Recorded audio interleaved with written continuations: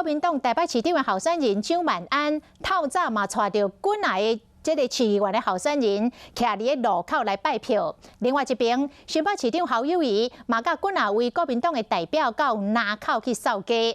选战最后的阶段，蒋万安甲侯友宜两个湘北市的带头拍团体战，要来扭台拿军的气势。 蒋万安本人现在路口跟大家拜托。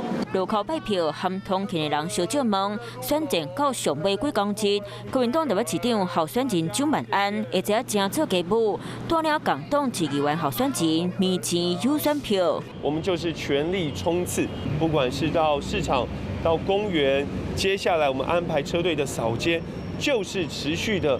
积极争取市民的认同。为拜票高联访，行行规路对调调，把每一个和蒋万安合体公开机会，选战上尾阶段，南洋湘北拢甲家务牌杀出来。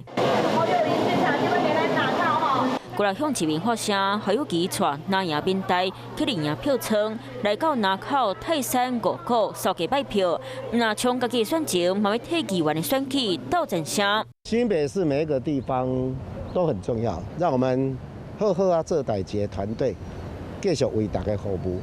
希望用这样一个理念，让我跟新北市不断超越昨天的自己。选战开始倒打胜机，南洋团体战开拍，那有关声势嘛展现团结的。